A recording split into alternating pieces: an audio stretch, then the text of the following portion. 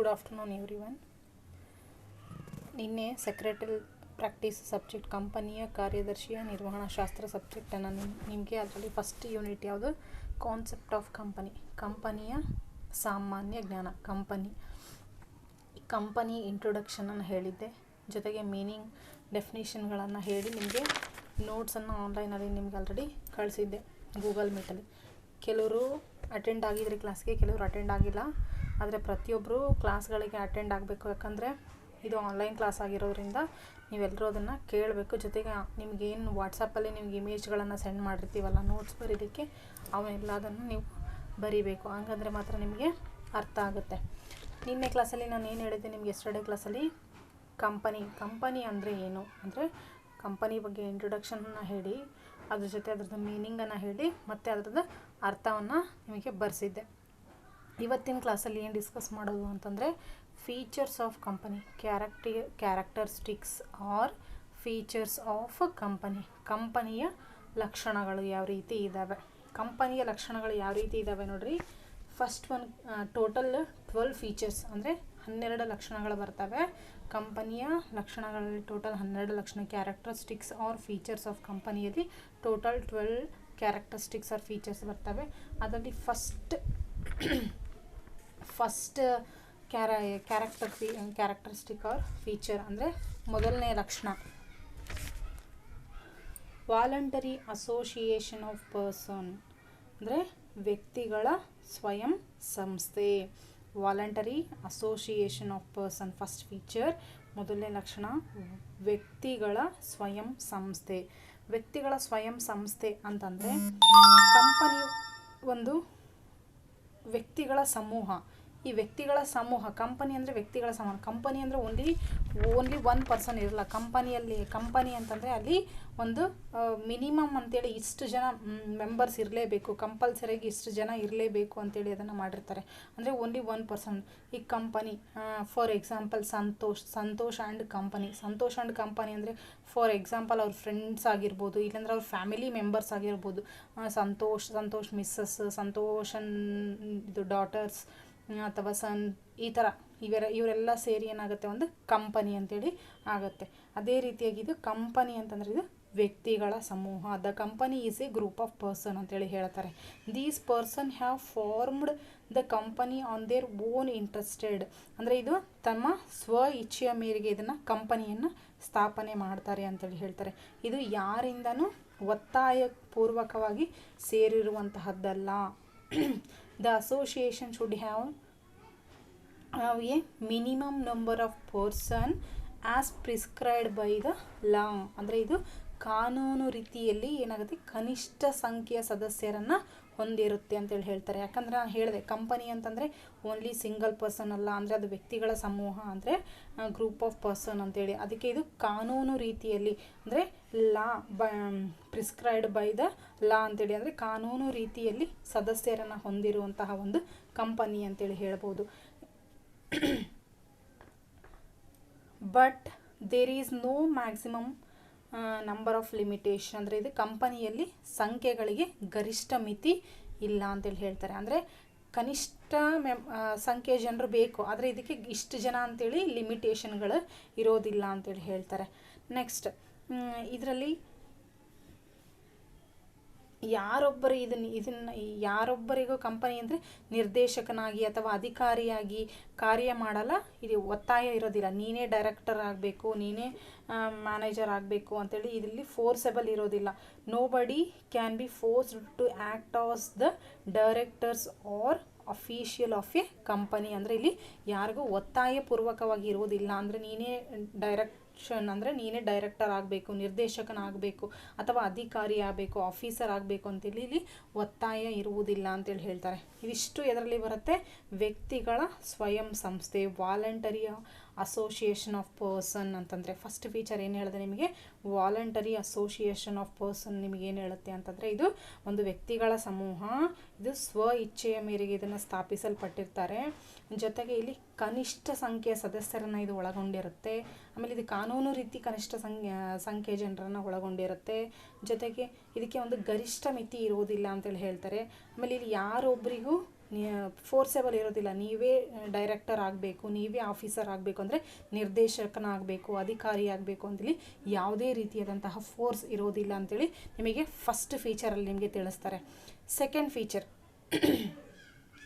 Feature ಏನು ಹೇಳುತ್ತೆ ನೋಡ್ರಿ, ಆ್ಯನ್ ಇನ್ಕಾರ್ಪೊರೇಟೆಡ್ ಅಸೋಸಿಯೇಷನ್ ಅಂದರೆ ನೋಂದಾಯಿಸಲ್ಪಟ್ಟ ಸಂಸ್ಥೆ ಅಂತಂದರೆ ಇದು ನೋಂದಾಯಿಸಲ್ಪಟ್ಟ ಅಂದರೆ ಅರ್ಥ, ನೋಂದಾಯಿಸಲ್ಪಟ್ಟದ ಶಬ್ದ ಅರ್ಥ ಅಂತಂದರೆ ಇದು ಕಂಪನಿ ಕಾನೂನು ಅಧಿಕಾರಿಗಳಿಂದ ಇದು ವ್ಯವಹಾರಕ್ಕೆ ಅನುಮತಿ ಪಡೆಯುವುದಾಗಿದೆ. ಅಂದರೆ ಈಗ ಕಂಪನಿಯ ಕಾನೂನು ಅಧಿಕಾರಿಗಳು, ಈಗ ಒಂದು ಕಂಪನಿಯನ್ನು ಸ್ಟಾರ್ಟ್ ಮಾಡ್ತಿದ್ದೀವಿ ಅಂತಂದರೆ ನಾವು ಒಂದು ಈಗ ನಮ್ಮ ಈಗ ರಾಜ್ಯಗಳಲ್ಲಿ ನಾವೇನಂದರೆ ಈಗ ಕಂಪನಿಯ ರಿಜಿಸ್ಟ್ರಾರ್ಗಳಲ್ಲಿ ನೇಮಕಗೊಂಡಿರುತ್ತೆ. ಈ ಕಂಪನಿನ ನಾವು ಸ್ಟಾರ್ಟ್ ಮಾಡ್ತಿದ್ದೀವಿ ಅಂತಂದರೆ ಅದೇನಾಗುತ್ತೆ ಅಂದರೆ ಪ್ರತಿಯೊಂದು ರಾಜ್ಯದಲ್ಲಿ ಕಂಪನಿಗಳ ರಿಜಿಸ್ಟ್ರಾರ್ಗಳು ಅವರು ನೇಮಕಗೊಂಡಿರುತ್ತಾರೆ ಅಂತೇಳಿ ಹೇಳ್ತಾರೆ. ಇದು ಕಂಪನಿ ಹೆಂಗಾಗುತ್ತೆ ಅಂತಂದರೆ ಈಗ ಅಲ್ಲಿ ಓನ್ಲಿ ಸಿಂಗಲ್ ಪರ್ಸನ್ ಅಂತ ಇರೋಂಗಿಲ್ಲ, ಅಲ್ಲಿ ಗ್ರೂಪ್ ಆಫ್ ಪರ್ಸನ್ಸಲ್ಲಿ ಇರ್ತಾರೆ. ಆಮೇಲೆ ಈ ಕಂಪನಿ ಅಧಿಕಾರಿಗಳಿಂದ ವ್ಯವಹಾರಕ್ಕೆ ಅನುಮತಿ ಪಡೆದು, ಅಂದರೆ ಒಂದು ಬಿಸ್ನೆಸ್ಸನ್ನು ಸ್ಟಾರ್ಟ್ ಮಾಡ್ತಿದ್ದೀವಿ ಅಂದರೆ ಅಲ್ಲಿ ಕಂಪನಿಯ ಕಾನೂನು, ಕಂಪನಿಗೋಸ್ಕರ ಒಂದು ಕಾನೂನು ಇರುತ್ತೆ. ಆ ಕಾನೂನು ದೃಷ್ಟಿಯಲ್ಲಿ ನಾವೇನು ಮಾಡಬೇಕಂದ್ರೆ ಅದರಿಂದ ಲೈಸೆನ್ಸ್ಗಳನ್ನು ನಾವು ಪಡಿಬೇಕು. ಅದರಿಂದ ಲೈಸೆನ್ಸ್ಗಳನ್ನು ಪಡೆದಾಗ ಅದೇನಾಗುತ್ತೆ ಅಂದರೆ ನೋಂದಾಯಿಸಲ್ಪಟ್ಟ ಸಂಸ್ಥೆ ಆಗುತ್ತೆ ಅಂತೇಳಿ ಹೇಳ್ತಾರೆ. ಅಂದರೆ ಇಲ್ಲಿ ಕಂಪನಿಯ ರಿಜಿಸ್ಟ್ರಾರ್ ಅವರು ಈಗ ನೋಂದಣಿ ಪ್ರಮಾಣ ಪತ್ರ, ಸರ್ಟಿಫಿಕೇಟ್ ಆಫ್ ಇನ್ಕಾರ್ಪೊರೇಷನನ್ನು ಕೊಡ್ತಾರೆ. ಆಮೇಲೆ ಇಲ್ಲಿ ಇದು ಕಾನೂನು ಬಾಹಿರ ಸಂಸ್ಥೆ, ಈಗ ಈ ಪ್ರಮಾಣ ಪತ್ರ ಅಂದರೆ ಈಗ ರಿಜಿಸ್ಟರ್ಡ್ ಸರ್ಟಿಫಿಕೇಟನ್ನು ನಾವು ತೊಗೊಂಡಿಲ್ಲ ಅಂದರೆ ಅದು ಕಾನೂನು ಬಾಹಿರ ಸಂಸ್ಥೆಯಾಗಿ ಉಳ್ಕೊಂಡ್ಬಿಡುತ್ತೆ ಅಂತೇಳಿ ಹೇಳ್ತಾರೆ. ಈಗ ಫಾರ್ ಎಕ್ಸಾಂಪಲ್ ಈಗ ಬ್ಯಾಂಕಿಂಗ್ ಸಂಸ್ಥೆಗಳಲ್ಲಿ ಒಂದು 10 ಜನ ನೋಂದಾವಣೆ ಮಾಡಿಸ್ಬೇಕು. ಅದು ಬಿಟ್ಟು ವ್ಯವಹಾರ ಸಂಸ್ಥೆಗಳು ಅಂದರೆ ಬ್ಯಾಂಕಿಂಗ್ ಸೆಕ್ಟರಲ್ಲಿ ಒಂದು 10 ಮೆಂಬರ್ಸ್ ರಿಜಿಸ್ಟರ್ಡ್ ಆಗಿರಬೇಕು. ಅಥವಾ ನಾನ್ ಬ್ಯಾಂಕಿಂಗ್ ವ್ಯವಹಾರ ಸಂಸ್ಥೆಗಳಲ್ಲಿ ಕನಿಷ್ಠ 20 ಜನ ಕಂಪನಿಯಲ್ಲಿ ನೋಂದಾವಣೆಯನ್ನು ಮಾಡಿರಬೇಕು ಅಂತೇಳಿ ಹೇಳ್ತಾರೆ. ಅಂದರೆ ಇಲ್ಲಿ ನೋಡ್ರಿ, the term incorporated means registered the organisation. ಅದೇ ಹೇಳಿದೆ ನಿಮಗೆ, ಆರ್ಗನೈಸೇಷನ್ ಒಂದು ಸಂಸ್ಥೆಯಲ್ಲಿ ರಿಜಿಸ್ಟರ್ಡ್ ಆಗಿರಬೇಕು ಅಂತೇಳಿ. ಟು ರಿಜಿಸ್ಟರ್ಡ್ ಅಂತಂದರೆ permission or licence from the company law authorities, ಅಂದರೆ ಕಂಪನಿಯ ಕಾನೂನು ಅಧಿಕಾರಿಗಳಿಂದ ಇದನ್ನು ನಾವು ಪ್ರಮಾಣ ಪತ್ರಗಳನ್ನು ಪಡಿಬೇಕು ಮತ್ತು ನೋಂದಾವಣೆಯನ್ನು ಮಾಡಿರಬೇಕು ಅಂತೇಳಿ ಹೇಳ್ತಾರೆ. The company should entered into registered official list ಅಂತೇಳಿ ಹೇಳ್ತಾರೆ. Next, the registered will be issue a certificate of incorporation ಅಂತ ಒಂದು ಪ್ರಮಾಣ ಪತ್ರವನ್ನು ನಮಗೆ ಕೊಡ್ತಾರೆ. ಈಗ without registered organisation becomes illegal organisation. ಅದೇ ಕಾನೂನು ಬಾಹಿರ ಸಂಸ್ಥೆ ಅಂತ ಹೇಳಿದ್ನಲ್ಲ, ಸರ್ಟಿಫಿಕೇಟನ್ನು ನಾವು ಪಡೆದೇ ಇದ್ರೆ ಅದೇನಾಗುತ್ತೆ ಅಂದರೆ ಕಾನೂನು ಬಾಹಿರ ಸಂಸ್ಥೆಯಾಗಿ ಉಳ್ಕೊಂಡ್ಬಿಡುತ್ತೆ. ದ ಬ್ಯಾಂಕಿಂಗ್ ಕಂಪನಿಯಲ್ಲಿ ಮಿನಿಮಮ್ ವಿತ್ 10 ಮಿನಿಮಮ್ ಮೆಂಬರ್ಸ್ ಮತ್ತು ನಾನ್ ಬ್ಯಾಂಕಿಂಗ್ ಕಂಪನಿಯಲ್ಲಿ with 20 members should be registered there company. ಅಂದರೆ 10 ಬ್ಯಾಂಕಿಂಗ್ ಸಂಸ್ಥೆಗಳಲ್ಲಿ 10 ಜನ, ವ್ಯವಹಾರ ಸಂಸ್ಥೆಗಳಲ್ಲಿ ಒಂದು 20 ಜನ ಕಂಪನಿಗೆ ನೋಂದಾವಣೆಯನ್ನು ಮಾಡಿರಬೇಕು ಅಂತೇಳಿ ಹೇಳ್ತಾರೆ. ಯಾವುದು ಸೆಕೆಂಡ್ ಫೀಚರ್ ಯಾವುದು, ಇನ್ಕಾರ್ಪೊರೇಟೆಡ್ ಅಸೋಸಿಯೇಷನಲ್ಲಿ ನೋಂದಾಯಿಸಲ್ಪಟ್ಟ ಸಂಸ್ಥೆಯಲ್ಲಿ ಈ ರೀತಿಯಾಗಿ ನಿಮಗೆ ವಿವರಣೆಯನ್ನು ನೀಡ್ತಾ ಇದ್ದಾರೆ. ನೆಕ್ಸ್ಟ್ ಥರ್ಡ್ ಆಬ್ಜೆಕ್ಟ್ ಏನಿದೆ ನೋಡಿ, ಸ್ಪೆಸಿಫಿಕ್ ಆಬ್ಜೆಕ್ಟಿವ್ಸ್ ಅಂದರೆ ನಿರ್ದಿಷ್ಟ ಉದ್ದೇಶಗಳು. ನಾವು ಯಾವುದೇ ಒಂದು ಬಿಸ್ನೆಸ್, ಒಂದು ವ್ಯವಹಾರನ ಮಾಡ್ತಿದ್ದೀವಿ ಅಂದರೆ ನಾವು ಉದ್ದೇಶಗಳನ್ನ ಇಟ್ಕೊಂಡೇ ಮಾಡ್ತೀವಿ.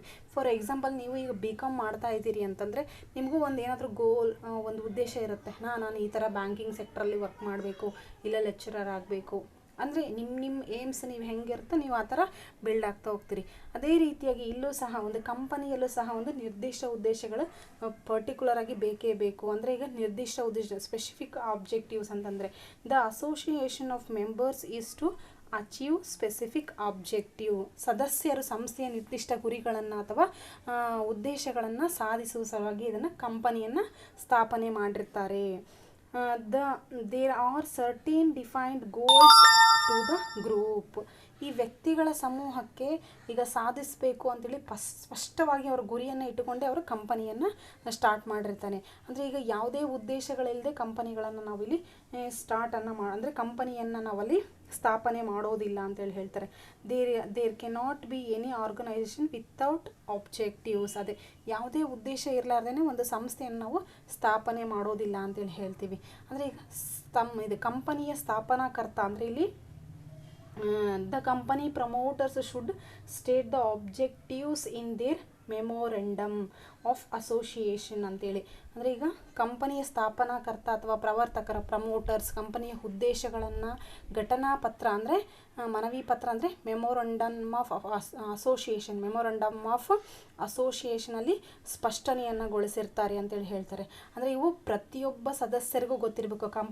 ಕಂಪನಿ ಸ್ಥಾಪನೆ ಮಾಡ್ತಾರೆ ಅಂದರೆ ಕಂಪನಿ ಈಗ ಒಂದು 5 ರಿಂದ 10 ಜನ ಸ್ಥಾಪನೆ ಮಾಡ್ತಾ ಇದ್ದಾರೆ ಒಂದು ಕಂಪನಿ ಅಂದರೆ ಆ 10 ಜನಕ್ಕೂ ಈ ಪ್ರಮೋಟರ್ಸ್ ಈಗ ಮೆಮೊರಂಡಮ್ ಆಫ್ ಅಸೋಸಿಯೇಷನ್ ಘಟನಾ ಪತ್ರ ಮತ್ತು ಮನವಿ ಪತ್ರದಲ್ಲಿ ಸ್ಪಷ್ಟಗೊಳಿಸಿರೋದು ಈ 10 ಸದಸ್ಯರಿಗೂ ಗೊತ್ತಿರಬೇಕು ಅಂತೇಳಿ ಹೇಳ್ತಾರೆ. ಅಂದರೆ ಈಗ ಕಂಪನಿಯಲ್ಲಿ ಎಷ್ಟು ಜನ ಸದಸ್ಯರು ಇರ್ತಾರಲ್ಲ ಆ ಸದಸ್ಯರಿಗೆಲ್ಲರಿಗೂ ಈ ವಿಚಾರದ ಬಗ್ಗೆ ಗೊತ್ತಿರಬೇಕು.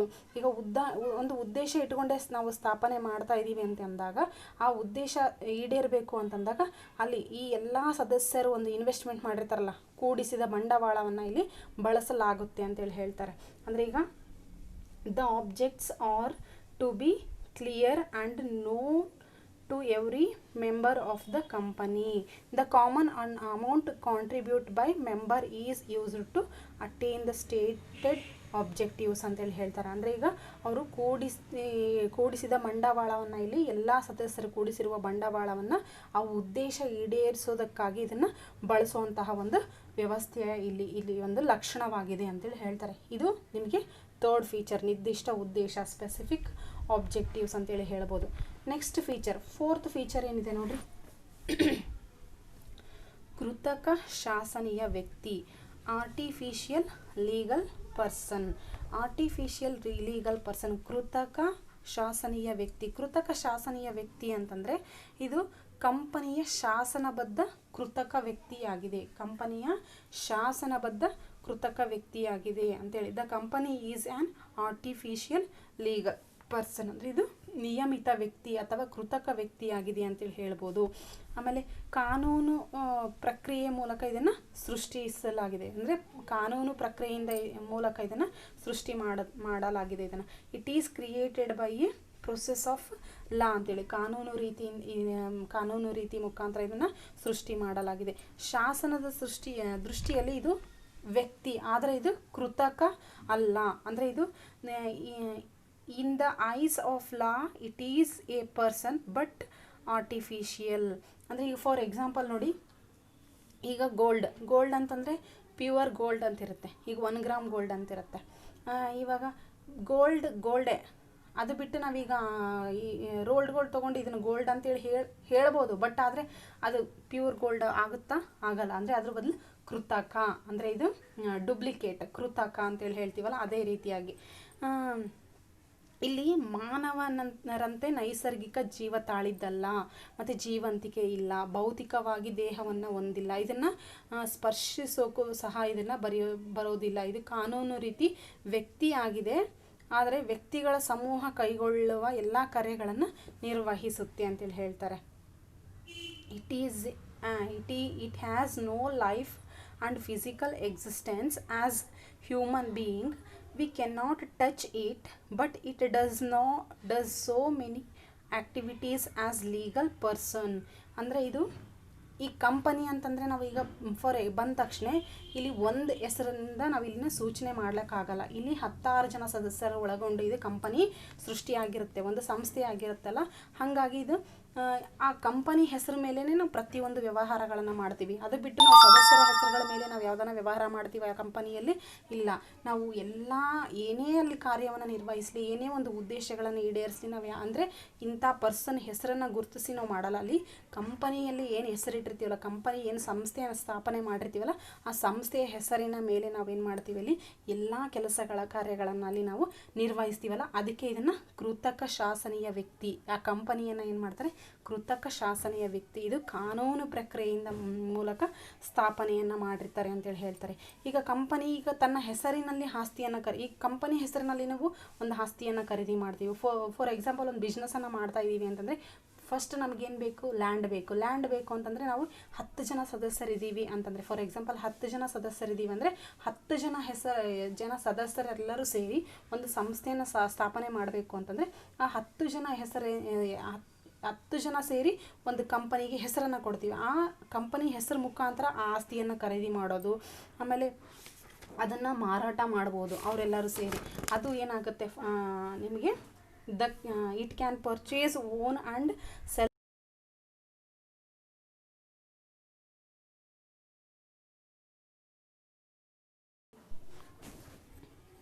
ಕಂಟಿನ್ಯೂ ಫೋರ್ತ್ ಫೀಚರ್ ನೋಡ್ರಿ, ಯಾವುದು ಫೋರ್ತ್ ಒನ್ ಯಾವುದು ಹೇಳಿದೆ ನಿಮಗೆ, ಕೃತಕ ಶಾಸನೀಯ ವ್ಯಕ್ತಿ ಒಳಗಡೆ ಅಂದರೆ ಹೇಳಿದೆ ನಿಮಗೆ, ಕಂಪನಿ ತನ್ನ ಹೆಸರಿನಲ್ಲಿ ಆಸ್ತಿಯನ್ನು ಹೊಂದಿರುತ್ತೆ ಮತ್ತು ಒಡೆತನ ಹೊಂದಿರುತ್ತೆ, ಅದನ್ನು ಮಾರಾಟ ಮಾಡ್ಬೋದು ಮತ್ತು ಖರೀದನ್ನು ಮಾಡ್ಬೋದು. It can purchase, own and sell the property in its own name ಅಂತೇಳಿ ಹೇಳ್ಬೋದು. ನೆಕ್ಸ್ಟ್ ಅದರಲ್ಲೇ ಇನ್ನೊಂದು ಪಾಯಿಂಟ್ ಏನು ಹೇಳ್ತಾರೆ ಅಂತಂದರೆ, ಅದು ತನ್ನ ಹೆಸರಿನಿಂದ ಮತ್ತೊಬ್ಬರ ಮೇಲೆ ದಾವೆ ಹೂಡಬಹುದು ಮತ್ತು ಬೇರೆಯವರಿಂದ ದಾವೆಗೆ ಒಳಗಾಗಬಹುದು. It can file a suit against any person and it can be used. ಅಂದರೆ ಅದು ಮತ್ತೊಬ್ಬರ ಮೇಲೆ, ಅಂದರೆ ಈಗ ಅದು ಆ ಕಂಪನಿ ಹೆಸರು ಇರುತ್ತಲ್ಲ, ಆ ಕಂಪನಿಯಿಂದ ಇನ್ನೊಬ್ಬ ಕಂಪನಿ ಮೇಲೆ, ಅಂದರೆ ಈಗ ಒಂದು ವ್ಯವಹಾರ ಮಾಡ್ತಾ ಇದ್ದೀವಿ, ಒಂದು ಬಿಸ್ನೆಸ್ಸನ್ನು ಮಾಡ್ತಾ ಇದ್ದೀವಿ ಅಂದರೆ ಅಲ್ಲಿ ನಮಗೆ ಕಾಂಪಿಟೇಷನ್ ಅಂತ ಇರುತ್ತೆ. ಈಗ ಫಾರ್ ಎಕ್ಸಾಂಪಲ್, ಈಗ ಸ್ಟೇಷ್ನರಿ ಶಾಪ್ ಅಂದ್ಕೊಳ್ರಿ, ಸ್ಟೇಷ್ನರಿ ಶಾಪ್ ಅಂದರೆ ಹಲವಾರು ರೀತಿ, ಈಗ ಅಪೋಸಿಟೇ, ಈಗ ಒಂದು ಸ್ಟೇಷ್ನರಿ ಶಾಪ್ ಹೊಸದಾಗಿದೆ ಅಂದರೆ ಅದ್ರ ಪಕ್ಕನೇ ಇನ್ನೊಂದು ಕಾಂಪಿಟೇಷನ್ ಆಗಿ ಸ್ಟಾರ್ಟ್ ಆಗಿರುತ್ತೆ, ಅಂದರೆ ಅದು ಅದ್ರ ಮೇಲೆ ದಾವೆ ಹೂಡ್ದಂಗೆ ಆಗ್ತಿರುತ್ತೆ, ಅಂದರೆ ಇದನ್ನು ಮತ್ತೊಬ್ಬರ ಮೇಲೆ ದಾವೆ ಹೂಡುವಂಥದ್ದು. It can file suit against any person, it can be used ಅಂತೇಳಿ ಹೇಳ್ತಾರೆ. ನೆಕ್ಸ್ಟ್ ಅದರಲ್ಲೇ ಇನ್ನೊಂದು ಪಾಯಿಂಟ್ ಏನಿದೆ ನೋಡಿರಿ, ಇದು ಲೆಕ್ಕಶಾಸ್ತ್ರದ ಪ್ರಕಾರ, ಅಂದರೆ ಇದು ಅಂದರೆ ಯಾವುದು, ಕೃತಕ ಶಾಸನೀಯ ವ್ಯಕ್ತಿ, ಕೃತಕ ಶಾಸನೀಯ ವ್ಯಕ್ತಿ. ಇದು ಲೆಕ್ಕಶಾಸ್ತ್ರದ ಪ್ರಕಾರ ಇದನ್ನು ವ್ಯಕ್ತಿಗತ ಖಾತೆ ಅಂದರೆ ಪರ್ಸ್ನಲ್ ಅಕೌಂಟ್ ಅಂತೇಳಿ ಇದನ್ನು ವ್ಯಕ್ತಿಗತ ಖಾತೆ, ಪರ್ಸ್ನಲ್ ಅಕೌಂಟ್ ಅಂತೇಳಿ ಇದನ್ನು ವರ್ಗೀಕರಿಸ್ತಾರೆ. ಇಟ್ ಕ್ಯಾನ್ ಬಾರೋ and open N account in the bank, ಅಂದರೆ ಇದು it can financial accounting the company is classified into A personal account ಅಂತೇಳಿ ಇದನ್ನು ಹೇಳ್ತಾರೆ ಅಂತೇಳಿ ಹೇಳ್ಬೋದು. ಇದು ಕೇವಲ ಕಾನೂನು ದೃಷ್ಟಿಯಲ್ಲಿ ವ್ಯಕ್ತಿಯಾಗಿರುತ್ತೆ, ಇದನ್ನು ಮದುವೆ ಆಗಲಿಕ್ಕೂ ಬರೋದಿಲ್ಲ, ಇದನ್ನು ವಿಚ್ಛೇದನ ಮಾಡಲಿಕ್ಕೂ ಬರೋದಿಲ್ಲ. ಅಂದರೆ it is an artificial person, neither it can marry not divorce ಅಂತೇಳಿ ಹೇಳ್ತಾರೆ. ಇದಿಷ್ಟು ನಿಮಗೆ ಯಾವುದು ಫೋರ್ತ್ ಫೀಚರಲ್ಲಿ ಹೇಳ್ತಾರೆ. ಫೋರ್ತ್ ಫೀಚರ್ ಯಾವುದು ನಿಮ್ಗೆ ಆಲ್ರೆಡಿ ಹೇಳಿದೆ ಇವಾಗ, ಕೃತಕ ಶಾಸನೀಯ ವ್ಯಕ್ತಿ, ಆರ್ಟಿಫಿಷಿಯಲ್ ಲೀಗಲ್ ಪರ್ಸನ್ ಅಂತೇಳಿ ಹೇಳಿದೆ. ನೆಕ್ಸ್ಟ್ ನಾಗರಿಕತ್ವ ಹೊಂದಿಲ್ಲ, ಐದನೇ ಫೀಚರ್ ನೋಡ್ರಿ, ಐದನೇ ಲಕ್ಷಣ ಅಂದರೆ ನಾಗರಿಕತ್ವ ಹೊಂದಿಲ್ಲ, ನಾಟ್ ಹ್ಯಾವಿಂಗ್ ಸಿಟಿಜನ್ಶಿಪ್ ಅಂತೇಳಿ ಹೇಳ್ತಾರೆ. ನಾಗರಿಕತ್ವ ಹೊಂದಿಲ್ಲ ಅಂತಂದರೆ the company exist in the eyes of law, it is a legal person but it cannot claim citizenship ಅಂತೇಳಿ ಹೇಳ್ತಾರೆ. ಕಂಪನಿ ಕೇವಲ ಕಾನೂನು ದೃಷ್ಟಿಯಲ್ಲಿ ಅಸ್ತಿತ್ವವನ್ನು ಹೊಂದಿರುತ್ತೆ, ಆದರೆ ಕಂಪನಿ ಕೇವಲ ಕಾನೂನು ದೃಷ್ಟಿಯಲ್ಲಿ, ಅಂದರೆ ಐಸ್ ಆಫ್ ಲಾ ಅಂತೇಳಿ ಹೇಳ್ತಾರೆ, ಕಾನೂನು ದೃಷ್ಟಿಯಲ್ಲಿ ಮಾತ್ರ ಏನಾಗಿರುತ್ತೆ, ಇದು ಒಂದು ಹಕ್ಕನ್ನು ಹೊಂದಿರುತ್ತೆ ಅಂತೇಳಿ ಹೇಳ್ತಾರೆ. ಇದು ಶಾಸನೀಯ ವ್ಯಕ್ತಿ, ಅಂದರೆ ಇದು ಶಾಸನೀಯ ಲೀಗಲ್ ಪರ್ಸನ್ ಅಂತೇಳಿ ಹೇಳ್ತಾರೆ.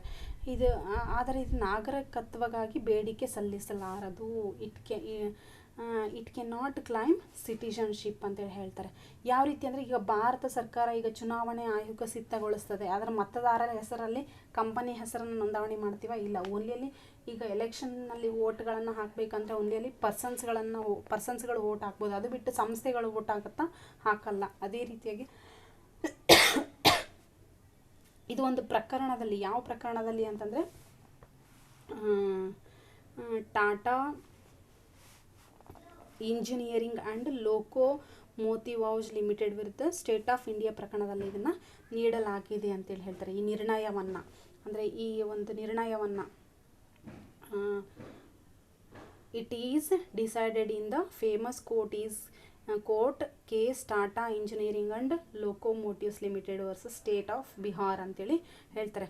ಬಿಕಾಸ್ ಯಾಕೆ ಅಂತಂದರೆ, ಈಗ ತನ್ನಷ್ಟಕ್ಕೆ ತಾನೇ ಒಬ್ಬ ವ್ಯಕ್ತಿ ಅಂತೇಳಿ ಆಲೋಚನೆ ಮಾಡಲಿಕ್ಕೆ ಆಗೋದಿಲ್ಲ. ಕಂಪನಿ ಅಂತಂದರೆ ನಾವು ಹೇಳಿದೆ, ಕಂಪನಿ ಅಂತಂದರೆ 10 ಜನ ಸದಸ್ಯರಿರ್ತಾರೆ, ಅವರೆಲ್ಲರೂ ಸೇರಿ ಆಲೋಚನೆ ಮಾಡಬೇಕು, ಅಂದರೆ ಈ ಕಂಪನಿನೇ ಆಲೋಚನೆ ಮಾಡಲಿಕ್ಕೆ ಇಲ್ಲಿ ಸಾಧ್ಯ ಇಲ್ಲ.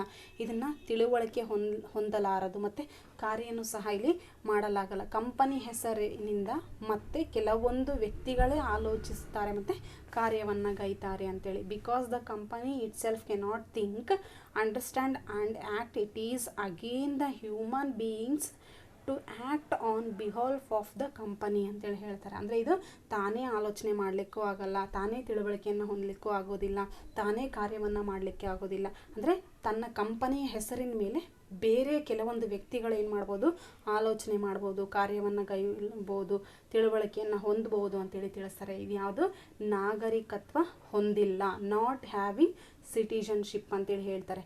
ಇಷ್ಟು ಟೋಟಲ್ ನಿಮಗೆ ಇವತ್ತು 5 ಪಾಯಿಂಟ್ಸನ್ನು ಎಕ್ಸ್ಪ್ಲೇನ್ ಮಾಡಿದ್ದೀನಿ. ಈ 5 ಪಾಯಿಂಟ್ಸ್ ಎಕ್ಸ್ಪ್ಲೇನ್ ಮಾಡಿದ್ರಲ್ಲಿ ನಿಮ್ಗೆ ಏನಾದರೂ ಡೌಟ್ಸ್ ಇದ್ದರೆ, 5 ಫೀಚರ್ಸನ್ನು ನಿಮಗೆ ಎಕ್ಸ್ಪ್ಲೇನ್ ಮಾಡಿದ್ದೀನಿ. ಈ 5 ಫೀಚರ್ಸಲ್ಲಿ ನಿಮಗೆ ಏನಾದರೂ ಡೌಟ್ಸ್ ಇದ್ದರೆ ನನಗೆ ಕೇಳಿ. ಇನ್ನೂ ಉಳಿದಿರೋಂತಹ ನಿಮಗೆ ಟೋಟಲ್ ಇನ್ನೂ 7 ಫೀಚರ್ಸ್ ಉಳಿದಿದೆ. ಆ 7 ಫೀಚರ್ಸನ್ನು ನೆಕ್ಸ್ಟ್ ಕ್ಲಾಸಲ್ಲಿ ನಿಮಗೆ ಆಡಿಯೋ ರೆಕಾರ್ಡಿಂಗ್ ಮಾಡಿ ಕಳಿಸ್ತೀನಿ. ಅದರಲ್ಲೂ ನಿಮ್ಗೆ ಏನಾದರೂ ಡೌಟ್ಸ್ ಇದ್ದರೆ ನನಗೆ ಕೇಳ್ಬೋದು.